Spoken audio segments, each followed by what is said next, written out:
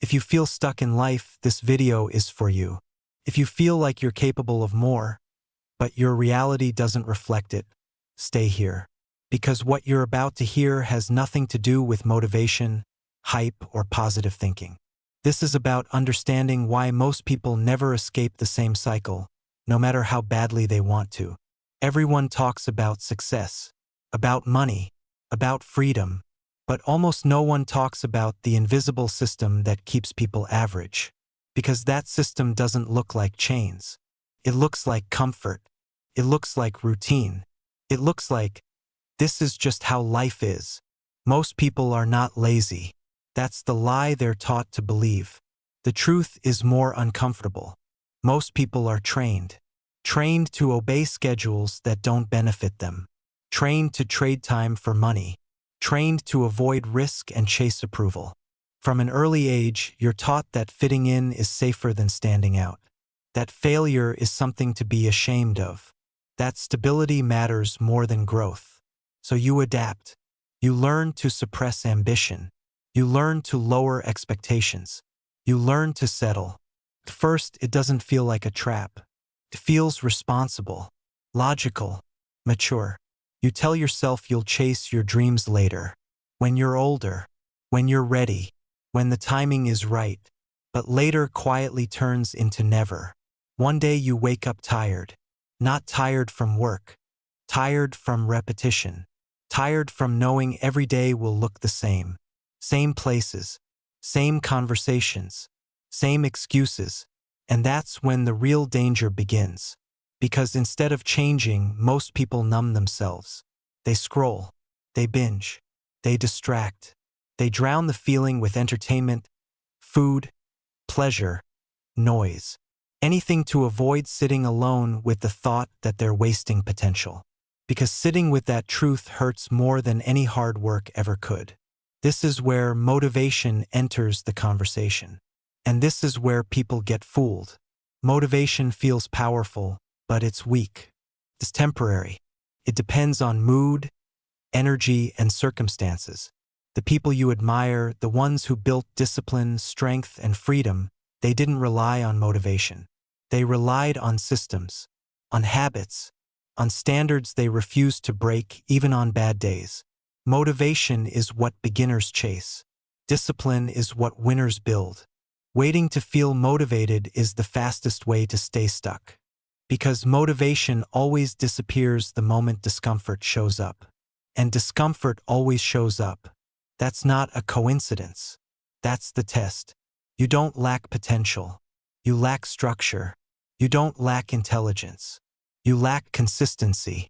And consistency is boring. That's why it's rare. Look around. Most people want results, not responsibility. They want confidence without effort. Money without pressure. Respect without self-control. They want the reward without the sacrifice. And when reality demands payment, they quit. That's why average becomes normal. You feel lost because you consume more than you create. You observe more than you act. You analyze more than you execute. Your mind is full, but your life is empty. Clarity doesn't come from thinking harder. It comes from moving forward without certainty. Confidence doesn't come from watching videos or reading quotes. It comes from evidence. Evidence that you can keep promises to yourself. Evidence that you can act even when you don't feel like it. That evidence is built through repetition, not inspiration. Most people never collect that evidence. They break promises to themselves every day. Small promises. I'll wake up early. I'll start today. I'll stay consistent. Each broken promise weakens self-trust. And once you stop trusting yourself, you stop believing change is possible. That's how people slowly accept lives they don't want. Failure isn't the enemy. Comfort is. Comfort keeps you just satisfied enough to not leave, but just miserable enough to feel trapped.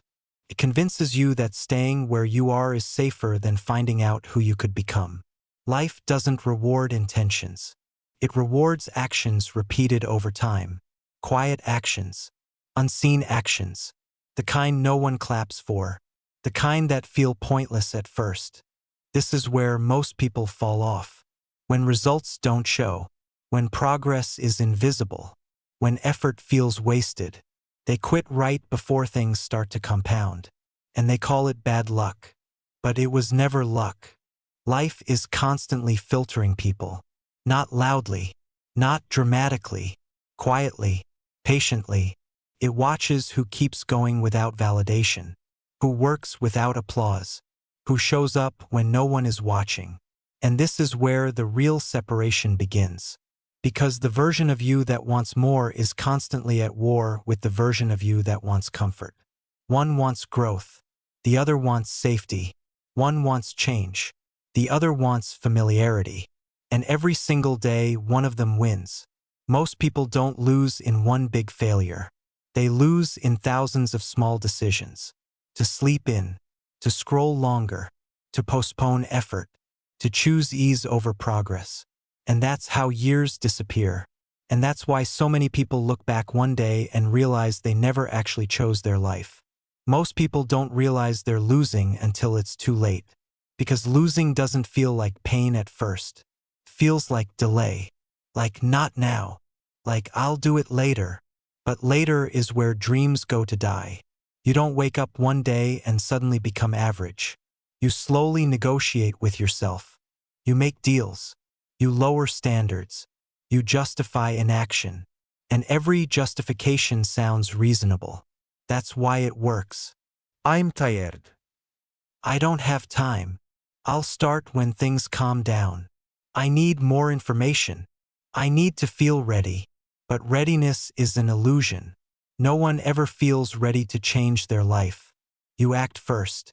Readiness comes after. The world doesn't punish you for being weak. It simply ignores you. Opportunities don't announce themselves. Respect isn't given out of kindness. Nobody is coming to save you, motivate you, or push you forward. And once you accept that, everything changes. Because responsibility is heavy, but it's also power. The moment you stop blaming circumstances, people, timing, or luck, you take control back. And control is uncomfortable. That's why most people avoid it. Control means admitting that your current situation is, at least partly, your fault. And that truth hurts the ego. So people escape into narratives. They blame the system, society, their past, their parents, their boss. And while some of those things matter, none of them change the outcome if you stay passive. You can either be a victim of your story or the author of it. But you can't be both. Discipline isn't about being extreme. It's about being non-negotiable. About deciding who you are and acting accordingly even when emotions disagree. Especially when emotions disagree. Emotions are terrible leaders. They change hourly. They react to weather, sleep, stress, dopamine. If you let emotions dictate action, your life becomes chaotic. Productive one week, lost the next. Hopeful one day, empty the next. Strong people don't eliminate emotions. They subordinate them. They act despite fear. They work despite doubt. They move despite discomfort. Not because they're special, but because they train themselves to do so. Training isn't glamorous. It's repetition. It's boredom. It's showing up when the mind screams to stop. And that's exactly why it works. Because most people won't do it. Look at how people react to pressure. The moment things get hard, they complain. They look for shortcuts. They search for validation. They want reassurance. But growth doesn't respond to complaints. It responds to consistency. You don't build confidence by winning once. You build it by surviving yourself repeatedly. By proving that no matter how you feel, you still execute. That's the difference between people who change and people who stay stuck talking about change. Most people consume content to feel productive. They watch videos, save quotes, make plans. But consumption without execution is just procrastination in disguise. Knowledge doesn't transform you. Applied knowledge does. And applied knowledge looks boring from the outside. It's waking up when you don't want to. It's working when no one is watching. It's staying quiet when you want attention. It's choosing long-term respect over short-term pleasure. The hardest part isn't starting. It's continuing when enthusiasm fades. That's the phase nobody posts about. The phase where progress is invisible and effort feels unrewarded. That's where character is built. Every time you push through resistance, you raise your baseline. What used to feel hard becomes normal. What used to feel impossible becomes routine. But most people never stay long enough to experience that shift. They quit in the middle, the worst place to quit. Too far to turn back, too early to see results. So they start over, again, and again, and again. Each time convincing themselves this time will be different. But nothing changes if behavior doesn't. Your life is not the result of what you want.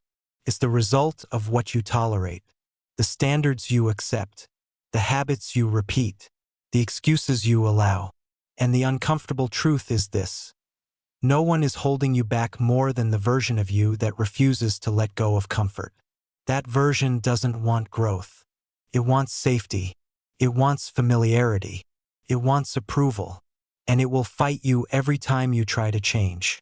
At some point, you have to stop listening to how you feel and start listening to who you want to become. Discipline is not punishment. It's self-respect. You don't rise to the level of your motivation. You fall to the level of your standards. So choose them carefully. Control yourself every day, or accept that someone else will. The choice is made in silence, long before anyone sees the result.